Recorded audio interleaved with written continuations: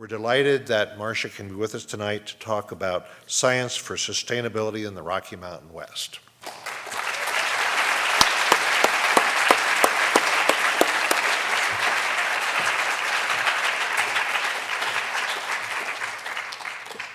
Okay, thank you very much. It's indeed a pleasure to be here tonight, and I'm going to change tactic a little bit and talk a little bit of how USGS science can help inform some of these very difficult decisions that Secretary Salazar talked about when it comes to water and water availability here in the Rocky Mountain West. Roughly 90% of the river flow for the Colorado River derive from snowmelt in the upper basin, which are the states of Wyoming, Colorado, and Utah, but most of the use of the Colorado River is in the lower basin, which is Arizona and California and Nevada. And so if there's a theme to my talk tonight, that theme is that changes in climate and land use in the upper basin affect water availability in the lower basin, and sometimes in very subtle ways that aren't apparent to those who are affecting their land use in the upper basin, how they're going to be affecting that water availability in the lower basin. Now, the issue that I want to talk to you about today in terms of climate change and land use and how that affects water availability is one of dust. And for those of you who were paying careful attention when Walt put up his State of the Rockies report card, if you were looking carefully on page 108 of that table of contents, you saw something called dust, the perfect storm for the 21st century. So I'm going to talk to you about what's the relationship between dust and what can we do to prevent that perfect storm for the 21st century. Are undisturbed, that is, we haven't done anything to disturb their natural biocrusts, and biocrusts are a thin veneer of living organisms that naturally coat the soils of the Colorado Plateau, versus the orange bars, which show what happens if those biocrusts get disturbed, either because of climate change or land use change, like driving a vehicle across, which you see in this lower picture here. And what you see on the fine right side is fine sand. And for fine sand, which doesn't develop a biocrust, it doesn't matter what you do. It's going to be dusty no matter what happens. But for all other kinds of Colorado Plateau soils, if they have their biocrust intact, it's not a dusty place. And so if we can protect those biocrusts, we can prevent them from being dusty places. However, in recent times, the Colorado Plateau has become a very dusty place. Now, one of the reasons why we're seeing an increase of dust is because of climate change. And what you can see is in the lower 48, the Four Corners area is basically the bullseye for climate warming, and it's the place where we expect to see a lot of climate warming. So how is that going to affect these biocrusts? There were spikes in temperature which caused the percent of cover to plummet to 2%, 4%, 6% of the Colorado Plateau areas that had these spikes in temperature being covered by their protective biocrusts. So clearly, spikes in temperature are not conducive to maintaining the biocrusts. And what they found was that the native grasses did not do well under 2 degrees and 4 degrees of climate warming. And it wasn't actually that the grasses themselves didn't like the warming, but it was because the biocrusts were lost, and the biocrusts do a lot of fixing of nitrogen, and these native grasses really need the nitrogen in order to survive. And once the biocrusts were lost, then the native grasses were lost. And one might think, well, so we lose the native grasses, maybe other grasses will move in that are okay, that, other types of grasses that can survive with warmer temperatures. But the problem is the native grasses of the Colorado Plateau are very well adapted to the conditions of the Colorado Plateau because they actually do well under the dry conditions because they can mine water from the caliche layers that underlie a lot of the dry basins. And caliche is a thin layer of calcium carbonate that is under the thin soils. And the calcium carbonate, or the caliche, traps water and preserves it through droughts. And the native grasses are perennial grasses. They persist through droughts. 80% of the runoff from the upper Colorado comes from the melting of this high elevation snow. When the mountain snowpack serves as a large reservoir, releasing the water for humans and wildlife through the west during the spring and summer.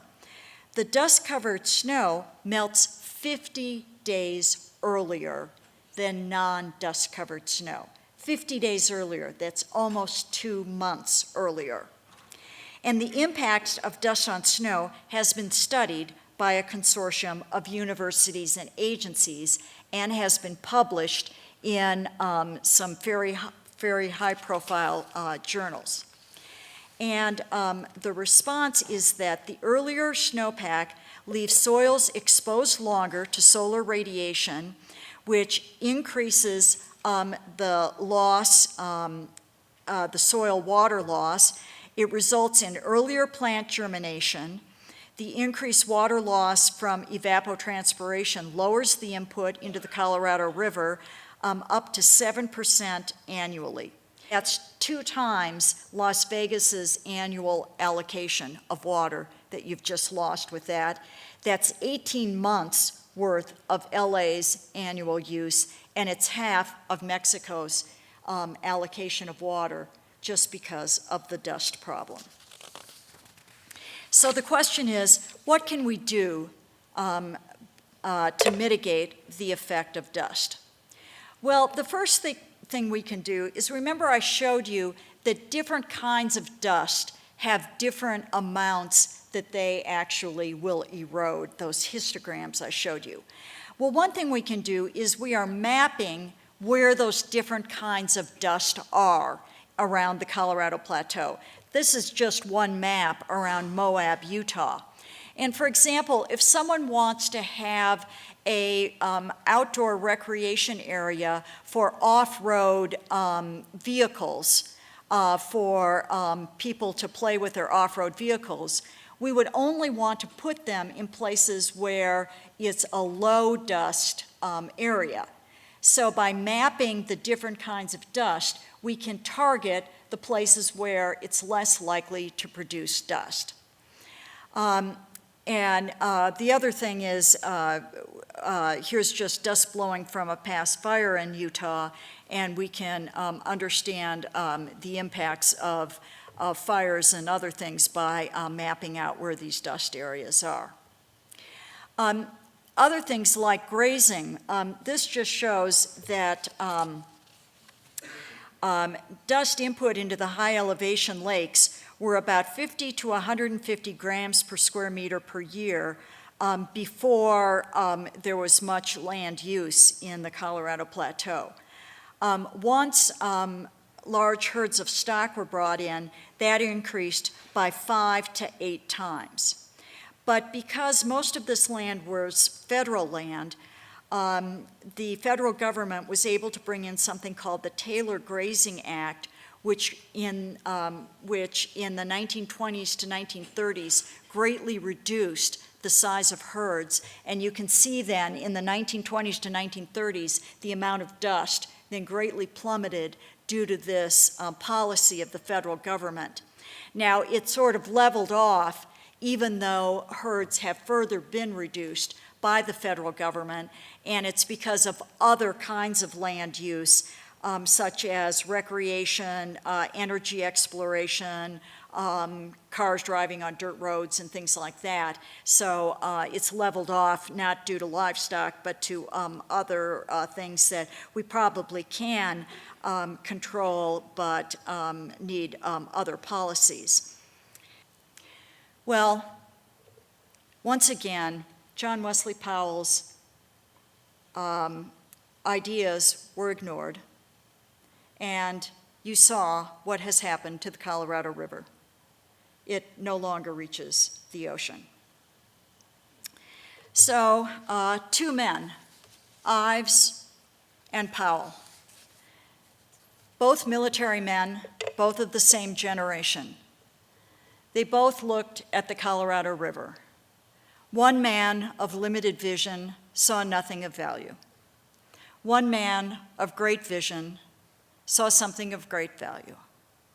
In fact, one could almost say that Powell, in looking at the Colorado River, saw Cortez's fabled El Dorado in the canyons of the Colorado River, where a ribbon of water breathes life into a parched land.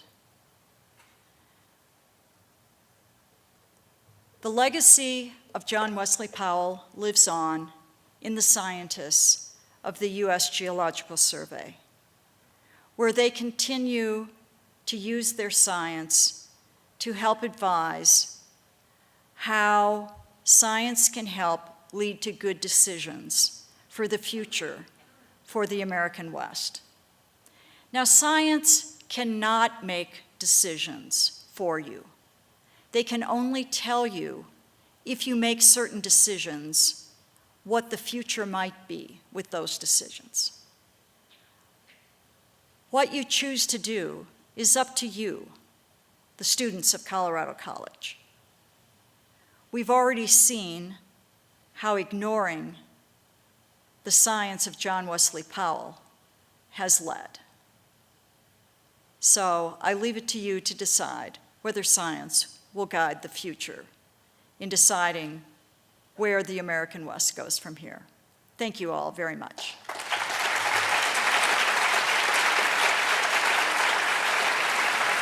Can we be done to preserve what little we have of the water resource, especially in the West?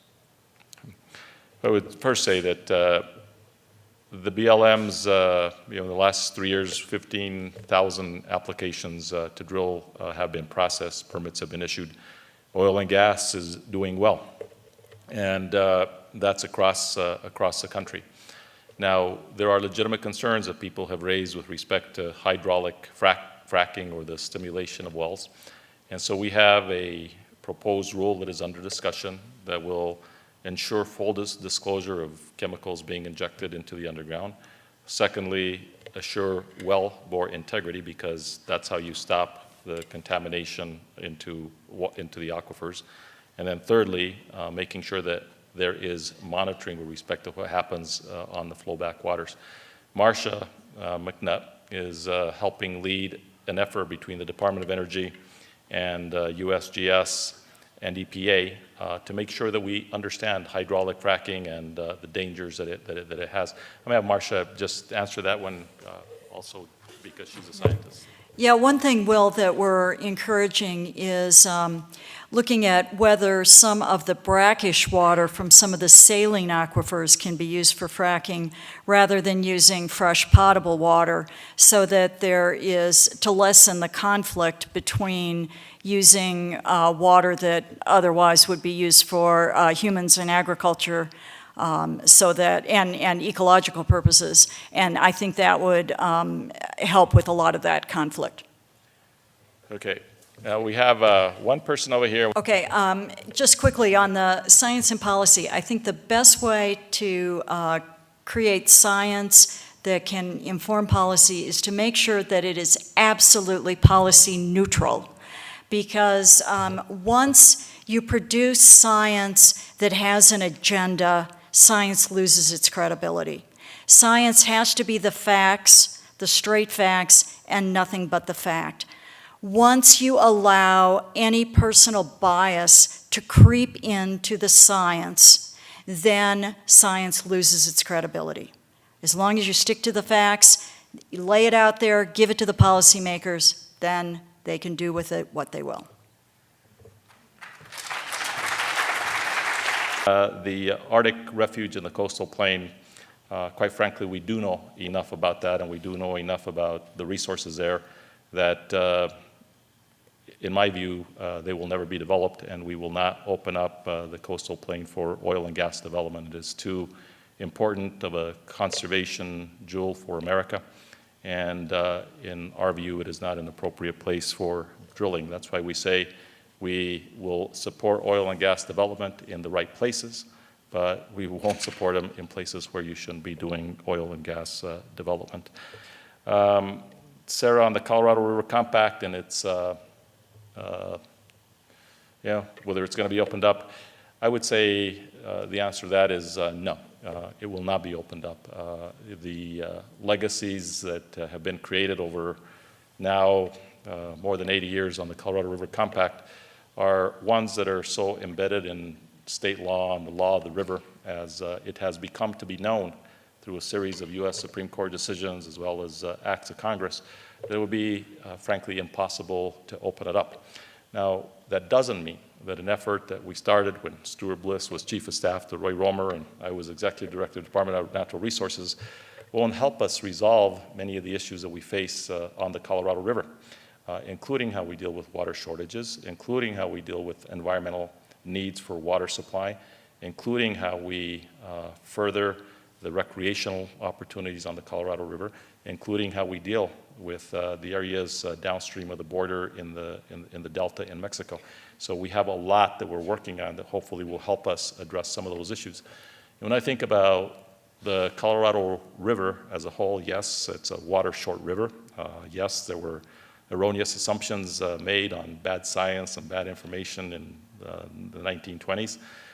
And yes, the 9% projection that we believe is going to happen in terms of declines because of climate change in the Colorado River, those will all happen. So there's less water and the challenges that Marcia described.